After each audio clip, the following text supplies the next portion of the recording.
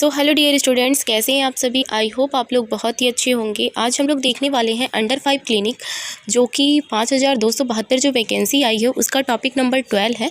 38 topic सारा दिया हुआ है, जिसमें से कि ये है टॉपिक 12। तो अंडर 5 क्लिनिक में बस यहीं से इतना ही आप पढ़ लेंगे तो इतने से ही क्वेश्चन बनने वाले हैं।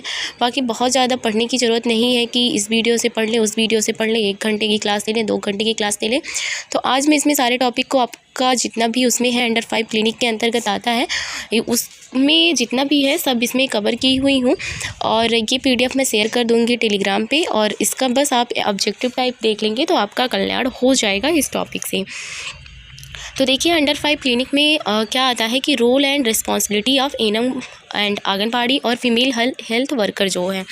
तो एनम और female health worker and anganwadi का रोल क्या है, बस इन्हीं के ऊपर आता है ये अंडर 5 क्लिनिक। और 6 वर्ष से कम आयु के बच्चे, किशोरावस्था की जो लड़कियां हैं और गर्भवती जो महिलाएं हैं, उनके बारे में हमें इसके अंतर्गत पढ़ना रहता है।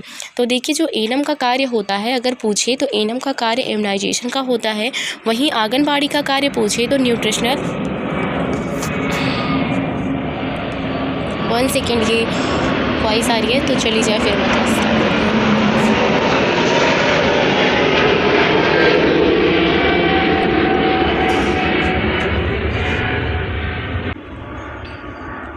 तो जो आंगनबाड़ी होती हैं, आपने देखा होगा तो वो न्यूट्रिशन सपोर्ट देती है, न्यूट्रिशनल सपोर्ट देती हैं। आप लोगों ने अपने गांव घर में देखा होगा कि जो आंगनबाड़ियाँ होती हैं वो दाल देती हैं, चावल देती हैं, उसके बाद पोषाहार आता है तो वो सब देती हैं। कभी कभी समय समय पर दूध सरकार के द्वारा दिया जाता है, दूध का पाउडर जो है, तो वो सब वितरित करती हैं आंगनबाड़ी लोग। तो वो लोग क्या करती हैं कि न्यूट्रिशनल सपोर्ट देती हैं। वहीं एनम और जो फीमेल हेल्थ वर्कर होती हैं वो इम्यूनाइजेशन से रिलेटेड सपोर्ट देती हैं। जितना भी बेबी को इंजेक्शन लगता है, टीटी का हो गया और फिर BCG का हो गया, तो ये सब क्या करती हैं कि फ़ीमेल हेल्थ वर्कर और जो एनम होती हैं वो लोग कार्य करती हैं इसके लिए। तो इसमें कौन कौन से लोग शामिल होते हैं, इसमें 0 से 6 माह के बच्चे शामिल होते हैं। वो चाहे आंगनबाड़ी हो चाहे एनम हो, वो किन किन को ये सपोर्ट देती हैं। तो वो 0 से 6 माह के बच्चे, फिर 6 माह से 3 वर्ष तक के बच्चे और 3 साल से 6 वर्ष तक के बच्चों को ये सपोर्ट देती हैं। क्योंकि 0 से 6 माह तक जो बच्चे होते हैं उनको किसी भी न्यूट्रिशन की ज़रूरत नहीं पड़ती है, तो वो लोग बस माँ का दूध पीते हैं। तो उस वजह से उस टाइम में क्या होता है कि माँ के लिए जो न्यूट्रिशन आता है सरकार के द्वारा, तो वो सब दिया जाता है। और वहीं जब वो 6 माह के हो जाते हैं तो उनको और भी ज़्यादा न्यूट्रिशन की ज़रूरत पड़ती है, तो वो सब भी दिया जाता है। तो 6 वर्ष तक के बच्चों का ख्याल इसमें रखा जाता है, किशोरियों का रखा जाता है, और जो माँ है जो कि ब्रेस्ट फीड करवा रही हैं या फिर जो कि प्रेग्नेंट हैं, उनका इसमें ख्याल रखा जाता है। नेक्स्ट बात करते हैं कि प्राइमरी हेल्थ केयर क्या होता है। तो प्राइमरी हेल्थ केयर जो होता है, इसमें पोषण की स्थिति जांचना। इसमें भी प्राइमरी हेल्थ केयर वो नहीं होता, जैसे कि प्राइमरी हेल्थ केयर भी बहुत टाइप्स के होते हैं। तो इसके अंतर्गत जो प्राइमरी हेल्थ केयर आता है उसमें पोषण की स्थिति का जाँच किया जाता है। डिसेबिलिटी मतलब किसी भी प्रकार की अपंगता हो उसकी जाँच की जाती है। इम्यूनिटी की जाँच की जाती है कि इम्यूनिटी जो पावर है वो कितनी स्ट्रॉन्ग है या वीक है, उन सब की जाँच की जाती है। ये सब जो होता है वो किसके अंतर्गत आता है, देखिए ICDS एक संस्था होती है जो कि आंगनबाड़ी जो होती हैं ICDS के थ्रू ही उनकी जॉब लगती है। तो ICDS के अंतर्गत ही आंगनबाड़ियाँ आती हैं, और ICDS ही क्या करता है कि सप्लीमेंट्री न्यूट्रिशन जो प्रोग्राम चलाता है तो वो ICDS के द्वारा ही चलाया जाता है। तो ICDS का फुल फॉर्म होता है इंटीग्रेटेड चाइल्ड डेवलपमेंट सर्विस, और इसकी स्थापना जो हुई थी वो 1975 में हुई थी। और ये किस किस के लिए काम करता है, तो ये न्यूट्रिशनल के लिए और इम्यूनाइजेशन के लिए, मतलब टीकाकरण के लिए और पोषाहार वितरण के लिए ही कार्य ये करता है। और नेक्स्ट बात करते हैं कि इसी के अंतर्गत SNP भी आता है, सप्लीमेंट्री न्यूट्रिशन प्रोग्राम, जो कि ICDS के द्वारा ही चलाया जाता है। तो ये जो होता है आंगनबाड़ी के द्वारा SNP 6 माह से 6 साल तक के बच्चों को दिलाया जाता है। इसमें खिचड़ी, दाल, तेल, ये सब चीज़ें आती हैं, वो आंगनबाड़ियाँ देती हैं। स्वास्थ्य एवं पोषण शिक्षा क्या होता है? तो स्वास्थ्य एवं पोषण शिक्षा, हेल्थ एंड न्यूट्रिशनल एजुकेशन, तो इसमें क्या होता है कि एनम, फीमेल हेल्थ वर्कर और आंगनबाड़ी द्वारा समुदाय के लोगों को ये दिया जाता है। जैसे कि स्वास्थ्य की शिक्षा, पोषण की शिक्षा जो भी होती है, आप लोग देखते होंगे कि आपके गाँव में आकर आंगनबाड़ी लोग बताती हैं कि आपको किस तरीके से आहार लेना है, किस तरीके से आपको अपने स्वास्थ्य का ध्यान रखना है। आंगनबाड़ी हो गई या फिर एनम हो गई या फिर फीमेल हेल्थ वर्कर हो गई, तो ये लोग आपको क्या करती हैं, आकर समय समय पर बताती हैं कि किस तरीके से आपको अपने स्वास्थ्य का ध्यान रखना है। पोषण अभियान की बात करें तो पोषण अभियान जो है, ये अभियान भी अंडर 5 क्लिनिक के अंतर्गत पूछे जाते हैं। बहुत सारे अभियान भी हैं, तो उनको मैं भी मतलब उनको भी मैं इसमें कवर की हुई हूँ। तो ये सब वीडियो जब आप देखेंगे, हो सकता है 2 वीडियो में ये जाए पूरा, तो उसमें आपको सारे जितने भी अभियान हैं वो पता चल जाएंगे। पोषण अभियान जो है वो 2018 में स्टार्ट हुआ था। डेट तो नहीं पूछा जाता, 8 मार्च, फिर भी आप लोग जान लीजिए, डेट नहीं पूछा जाता लेकिन ईयर पूछा जाता है। तो पोषण जो अभियान है वो 2018 में स्टार्ट किया गया था। 0 से 6 माह तक के जो बच्चे हैं, गर्भवती हैं, धात्री हैं, इनको शामिल किया गया था इस पोषण अभियान के अंतर्गत कि इन्हीं लोगों के लिए जो भी पोषण शिक्षा हो और पोषण जो दिया जाता है उसके अंतर्गत इन लोगों को शामिल किया गया था, इन लोगों को लाभ दिया गया है इसके अंतर्गत।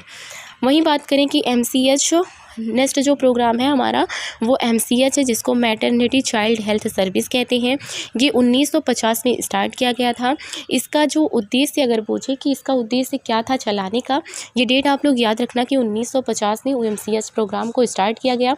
उद्देश्य पूछता है तो उद्देश्य था कि शिशु मृत्यु दर और मातृ मृत्यु दर को कम करना, स्वास्थ्य की निगरानी करना, ये इसका मुख्य उद्देश्य था। जो दूसरा प्रोग्राम है वो राष्ट्रीय, देखिए आप लोगों को बहुत ज़्यादा ये आप इतने में जान चुके हैं कि MCH का मतलब क्या है, MCH का उद्देश्य क्या है, बस आपका क्वेश्चन यही इतने से ही बनने वाला है। तो बहुत ज़्यादा MCH के बारे में पढ़ने की ज़रूरत नहीं है। इसी तरीके से जितने भी अभियान है उसमें बहुत ज़्यादा पढ़ने की ज़रूरत नहीं है। बहुत लोग क्या करते हैं कि खूब लंबा लंबा लिखवा देते हैं, पूरी एक कॉपी भरवा देते हैं कि एक प्रोग्राम आप पढ़ने चले तो पूरी कॉपी भर जाती है।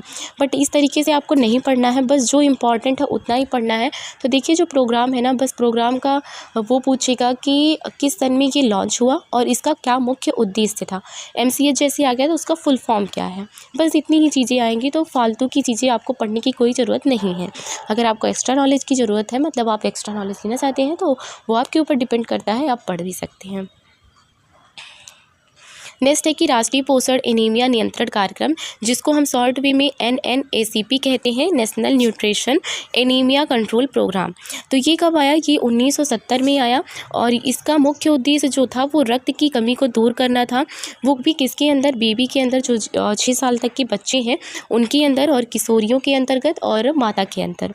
तो ये जो किशोरियाँ होती हैं, माता होती हैं और जो बेबी होते हैं, उनमें क्या होता है कि RBC की कमी आ जाती है, रक्त की कमी आ जाती है, एनीमिया जिसकी वजह से उनके अंदर हो जाता है। तो उसी कमी को दूर करना इसका मुख्य उद्देश्य था। खाद्य सुरक्षा योजना, जिसको फूड सिक्योरिटी स्कीम कहते हैं, ये स्कीम का मुख्य उद्देश्य था आंगनबाड़ी द्वारा वितरित किया जाता। जैसे कि ये जो खाद्य सुरक्षा योजना आया था, ये इसमें क्या होता है कि आंगनबाड़ी द्वारा ये खाद्य सुरक्षा योजनाओं में जितनी भी योजनाएं आती हैं वो सब आंगनबाड़ी द्वारा वितरित किया जाता है। इसमें था कि नेशनल फूड सिक्योरिटी, जिसको इसके अंतर्गत आता है कि नेशनल फूड सिक्योरिटी प्रोग्राम, जिसमें कि 2013 में जो आया था।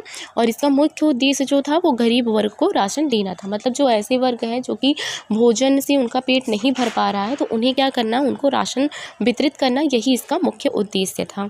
BPNI का फुल फॉर्म क्या है? BPNI का फुल फॉर्म भी पूछ लेता है। तो breast feeding promoting network of India. ये कब आया? 1991 से 1992 में ये लॉन्च हुआ और इसका उद्देश्य यही था कि ब्रेस्ट फीड को प्रमोट करना, ब्रेस्ट फीड को बढ़ावा देना। तो माँ योजना कब आया? तो माँ योजना, इसका फुल फॉर्म देखते हैं तो मदर एब्सोल्यूट अफेक्शन इसका फुल फॉर्म है और ये 2016 में स्टार्ट हुआ। और ये कहाँ से स्टार्ट हुआ? ये हॉस्पिटल से शुरुआत हुआ। तो ये क्वेश्चन बहुत ज़्यादा बनता है कि इसकी शुरुआत कहाँ से हुई। तो इसकी शुरुआत जो माँ अभियान है, माँ अभियान की शुरुआत कहाँ से हुई? तो हॉस्पिटल से शुरुआत हुई। नेक्स्ट प्रोग्राम है RNTCP। RNTCP जो है वो 1992 से 93 का प्रयोग मतलब देखिए, RNTCP का मतलब है रिवाइज्ड नेशनल ट्यूबरक्लोसिस प्रोग्राम, इसका फुल फॉर्म है। और ये कहीं कहीं पे दिया रहता है कि 1997 में ये आया और कहीं कहीं पे दिया रहता है कि 1992 से 93 में आया। तो जिस तरीके से आपका वो ऑप्शन रहेगा उसी तरीके से आपको टिक लगाना है। लेकिन आप इसको समझिए कि क्यों इस तरीके से लोग बताते हैं। तो 1992 से 93 में जो प्रयोग करने के रूप में लॉन्च हुआ था और 1997 में डॉट्स के लार्ज स्केल पे लॉन्च किया गया था इसको, मतलब डॉट्स के साथ इसको लार्ज स्केल पर लॉन्च किया गया था 1997 में, और 1992 में प्रयोग के आधार पर इसको लॉन्च किया गया था। फिर 2006 में इसका संशोधन होता है रिवाइज्ड नेशनल ट्यूबरक्लोसिस प्रोग्राम का। तो जिस तरीके से ऑप्शन रहेगा उस तरीके से आपको लगाना है। क्वेश्चन है कि जननी सुरक्षा योजना, जिसको JSY शॉर्ट वे में कहते हैं, ये 2005 में स्टार्ट हुआ। और ये इसमें कौन कौन लोग शामिल हैं, तो इसमें गर्भवती महिलाएं जिसको प्रेग्नेंट वुमेन कहते हैं, और कौन शामिल है, जो मतलब प्रसव हेतु आर्थिक सहायता देने के लिए इनको क्या किया जाता है कि जननी सुरक्षा योजना में शामिल किया जाता है कि प्रसव हेतु आर्थिक सुरक्षा इसमें दिया जाता है। तो ये चीज़ें हो गई जननी सुरक्षा योजना। नेक्स्ट बात करते हैं कि नेक्स्ट स्वच्छता एवं जल संरक्षण अभियान जो है, इसके अंतर्गत कौन कौन सी स्कीम आती हैं। तो बहुत सारी ऐसी स्कीमें हैं, पूरे 5 पेज हैं, इन 5 पेज को आपको पढ़ना है। तो ये एक पेज आज का हो गया। तो कल मैं और बात करूँगी, फिर मिलते हैं नई वीडियो के साथ। वीडियो काफ़ी लंबी हो जाएगी, ठीक है। तो चलिए ठीक है, मिलते हैं नई वीडियो के साथ, तब तक के लिए धन्यवाद।